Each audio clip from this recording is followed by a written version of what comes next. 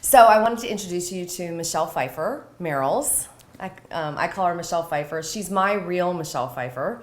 And Michelle is the founder of Anna's Angels Foundation, which we'll talk about in a few minutes. But welcome. And thank you for having me all weekend. Thank you for being here. Michelle and I were born an hour apart and a couple hours apart. So we met in our early 20s, and we've had this soul sister friendship for many, many years. And I know a lot of you can relate to that. I'm sure a lot of them can relate Absolutely. to that one or two special people in your life that no matter what, they see you through the hard times and they see you through the great times. But I'm so appreciative of you. Well, and I love you dearly. So I want to talk about friendship first a little bit, and I also want to talk to the community about the fact that Michelle and I both found our passion in our lives, and we're continually finding it. Absolutely. I think. But Yep. I want to talk a little bit about how to do that, because the 3 tenets of Women for One are authenticity, so really moving into what is real for you in your life, and then inspiring others and yourself to keep taking steps towards finding your passion, and then also manifesting, taking action. And what I love about Michelle is we're very similar in a lot of ways, because we like to take action. We like to do things. We're doers, and we surround ourselves with people that are doers. And I'm really blessed to have you in my life because of the teaching that you've done to me about not being a victim of your life and taking control and moving into a very positive place of having gratitude for what you do in your life. Absolutely. So why don't you talk a little bit about how you kind of got where you are now around your passion? Okay. Well, Anna's Angels was started about 12 years ago when Anna was born. And when Anna was born, she was diagnosed with Down syndrome, as you know. And I think through the first couple years of life, it was a struggle to figure out, what to do and what not to do.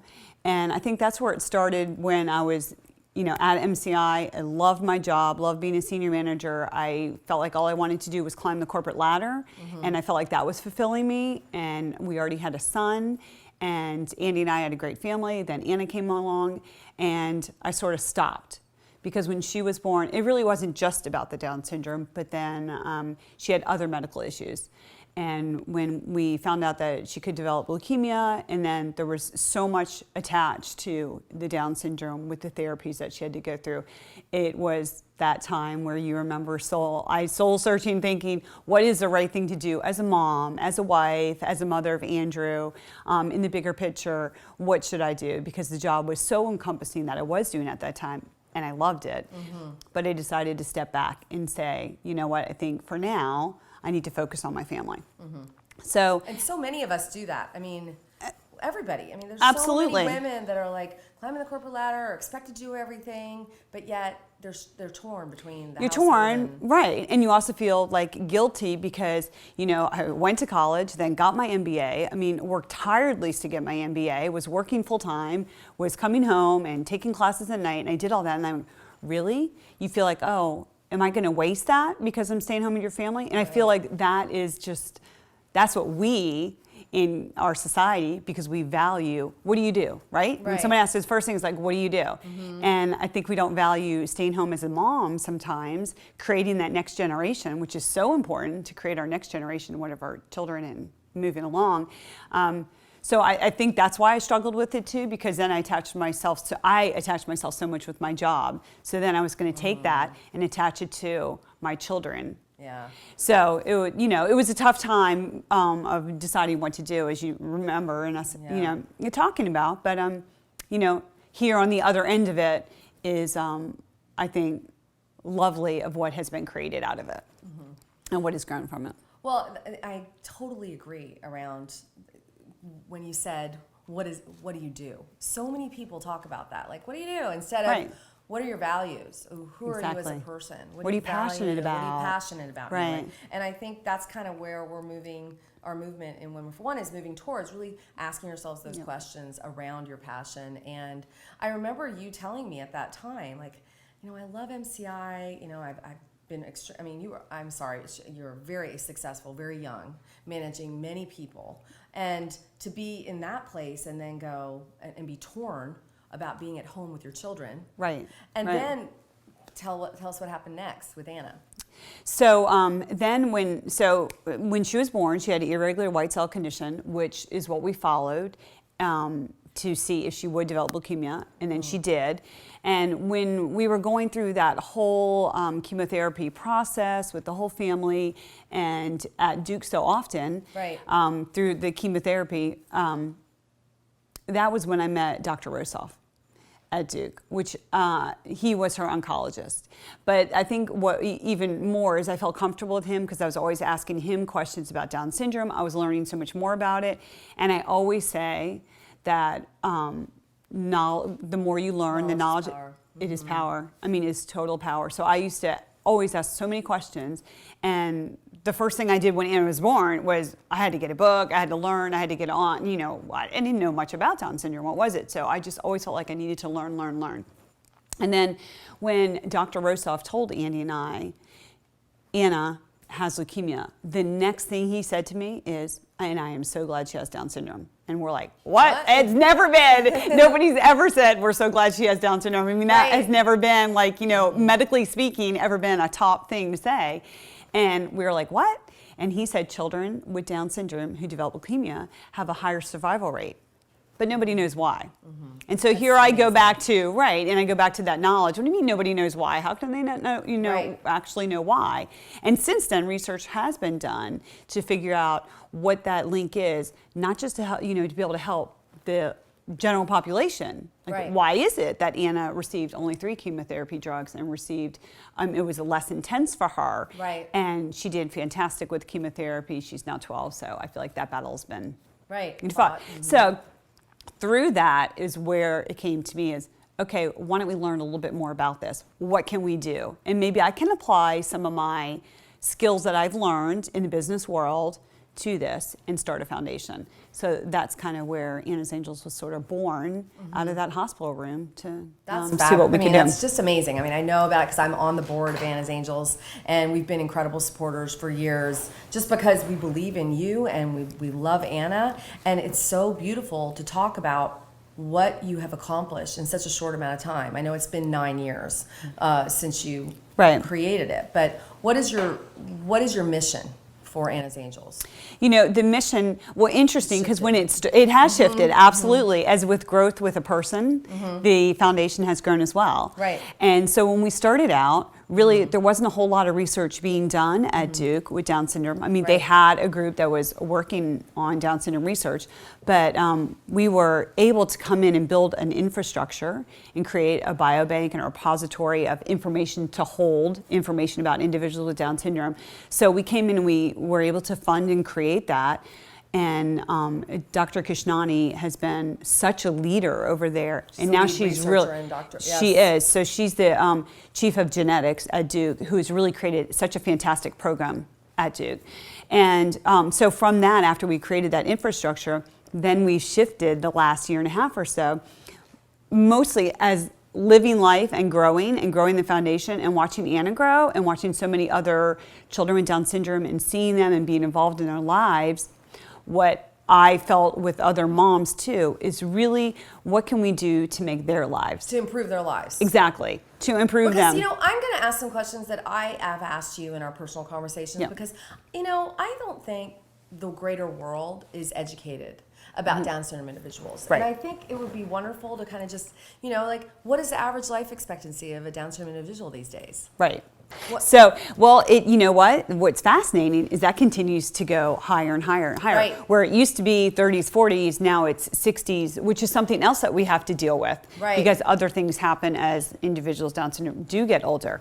But so it's remarkable because so many individuals with Down syndrome have a heart defect when they're born, but medical advancements have taken that now where it's not life-threatening anymore. It's repaired, and then they can move on and have a wonderful, healthy life. So one of the things that with Anna's, what I wanted to do was to say, what can we do to make their life fulfilling, more fulfilling? Right. Not that it's not fulfilling now, but what can we do to really help to make it more fulfilling? And when I look at Anna and these other children, I say, really, I mean, Anna's a love, or she's a love. She is a social butterfly. She just wants to be with her friends, and she is, out of my 3 children, she's the most independent. I mean, she is so independent, She doesn't want me to help her, and she doesn't want her brothers and sisters to help her. So really, it was that, creating and helping her create the most independent life for her. And to do that, improving her cognition and her communication. Those are the 2 things, really. Cognition and communication. Cognition and communication. And so not as much life skills yet. Maybe you'll transfer into that as Anna gets a little older, right? Right. You're focusing on that in your own life. Right. But right now it's cognition. And when you say cognition, what do you mean? I mean helping to improve the memory and the understanding. Mm-hmm. So and there have been proven studies that they can improve. Absolutely, absolutely. And even just with early intervention, like so many of us moms do, we spend so much time working with our children that have not just Down syndrome, but special needs. I mean, we spend so much more time because Anna can learn something. Mm-hmm. It just takes her longer. To retain it? To retain it and to understand it. Mm-hmm. So maybe something where tying your shoes, to learn how to do it and then to retain it and to understand it and to keep doing that, whatever the process is. So I guess a really common one, something that, really you need in life, reading skills. Right. Those kinds of things. She's a great reader. However, understanding what she's reading is a little bit harder. Okay, the comprehension part. The comprehension part. So if that cognition piece of it, if there is something that we can do to improve that cognition part of it, I just think, oh, how much is that going to help her in life with the job, right? And as moms, we all want to be advocates for our children. Yes. I mean, I wanted to get back to that for a second because really I've noticed as a friend with you, and the thing that I've noticed your biggest, it hits your heart, and you've told me that before, is having to constantly be informed and be her advocate, her champion. Right. And I think all moms, even if you don't have a Down syndrome child or a child with special needs, can relate to, you are your child's greatest champion.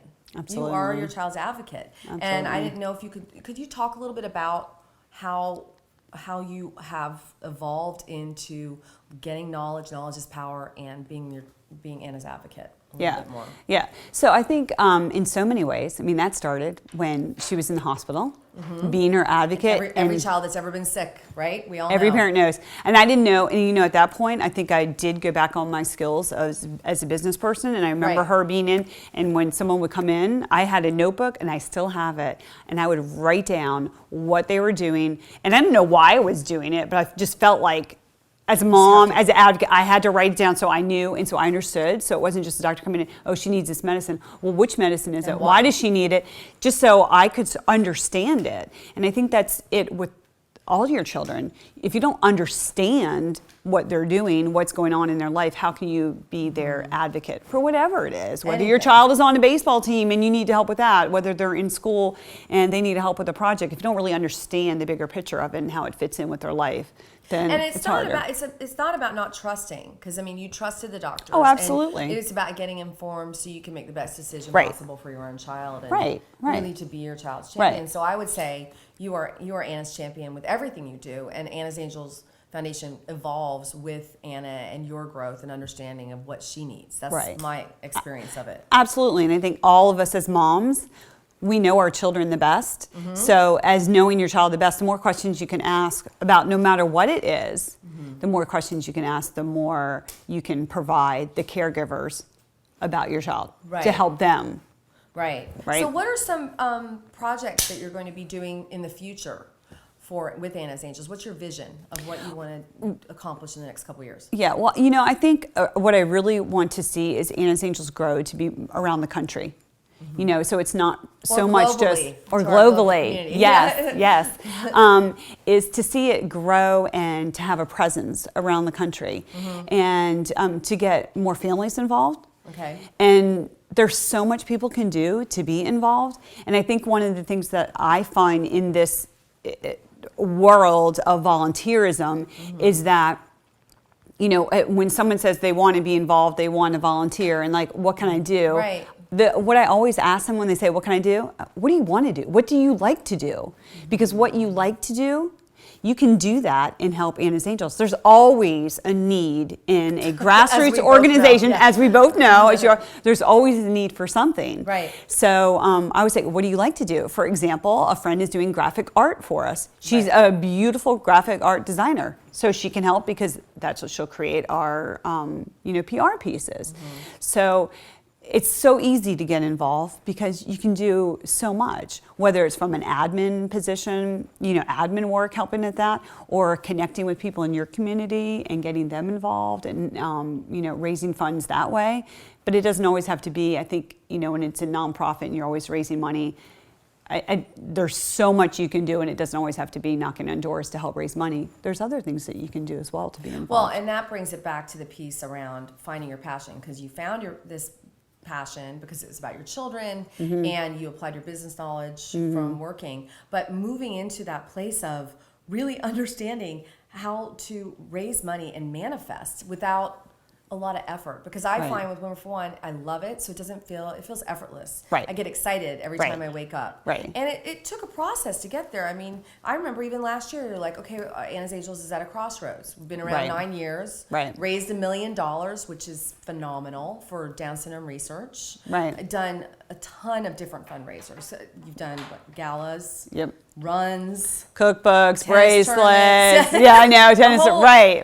And now you're doing a new fundraiser in the fall. You want to talk about it for a second? Yes, and I am so excited about this fundraiser. Out of all the fundraisers, I really am so excited about this one, and it's called Conscious Art. And when I think of conscious art, I think of a mindful awareness, bringing awareness to art. And Conscious Art is going to be a gallery for artists with special needs. So it's not just Down syndrome. It's artists, but it's going out in the community, and I've seen so much art, and I know I've shared it with you, but I've seen so much art from individuals with special needs, and it doesn't matter that they have special needs, it's beautiful art. Artists. So let's get that out there and let's share that with the world and let the world see what they're doing. And when I started looking into it more, I just found that there wasn't so much in the arts world sharing all this beautiful art. But over in the other side of the special needs world, when you look at the athletics, Special Olympics has done a fabulous job, and we have miracle leagues, and we have all these ways for our children to connect and be physical, which is fantastic. But what about the fine motor skills and the creativity and all that, right? And there's so much there. I mean, Anna just loves to listen to music and to draw and to color. And although I won't be featuring her art since she's 12, and I'm looking for this quality. Eventually, not yet. But maybe she's a budding artist. But, I think there's so many artists out there that I would love to highlight and showcase to the community, so the community can start supporting them. And then there's a whole... You're educating people about special needs individuals, because I've never been educated. I wasn't surrounded by that. I didn't study that. And I had in my head, I had a special needs individuals in a bucket. And being around Anna has been such a growth opportunity for me, because it's like Anna is she's a beautiful soul. She's a beautiful human being. And she's your daughter. I don't see her with Down syndrome. I just see her as your daughter. Right. But it took a while, because anything we don't know about, we feel uncomfortable with, and we kind of either shy away or we put them in a block in our head in a certain way. And so I just think that awareness and that education, is so important in our world. Absolutely. You think about 30 years ago, what did they do with special needs individuals? They put them in homes. Right, absolutely. And no wonder the life expectancy was absolutely. Then. So absolutely. we've come so far, but there's so far to go, it seems. Absolutely. And it goes just back to that integrating special needs individuals into society. And I think, and I look at the next generation as such a mover of this. They are when I go to Anna and see Anna at school or in different programs, that generation has been so much more open and so much more inviting, and not what's wrong with her. You don't hear that as much as it's Anna. And I always say about Anna, Down syndrome is just a beautiful part of who she is. It's just part of who she is. And when she was a baby, I can't say I said that. I mean, I had to shift to that. I was learning, but when I looked at her, I used to be like, oh, she has Down syndrome. I mean, now that doesn't really cross my mind. Right. It's just, again, a beautiful part of who she is. Just like, with my son, golf is a beautiful part of what he likes to do. I mean, it's just a piece of the, it's a piece of the puzzle for who they are. So, right. Well, this just represents a woman that found what she loved and manifested this beautiful future. And as we talked about before, continually manifesting and continually creating your beautiful new future for yourself and your family and everybody around you, and giving back to the world, because I believe that that's really all there is having service in the world. Absolutely. But you can't have that service and give that service unless you find what it is that you love to do. And you found what you loved, and you've created this beautiful organization that continues to evolve. And I'm just so grateful for you as a person and my dear friend. I'm so grateful for you. So thank you. Thank you for the opportunity to talk to your... So on the website, we'll have this interview, and then we also will have a video of you explaining how you can get more involved with Anna's Angels. That'd be wonderful. So our community can click on annasangels.org on our site, and we'll be featuring it. And send Michelle questions. Everybody email Michelle and ask her I would be happy. It and if they can get involved. And if they can get involved. Right. Because one of the funnest part about it is working with so many people. Yeah. Right? Just and getting people involved. Creating that network all over the world. Absolutely. All right. Yeah. Thanks, Michelle. Thanks, Thank hon. you.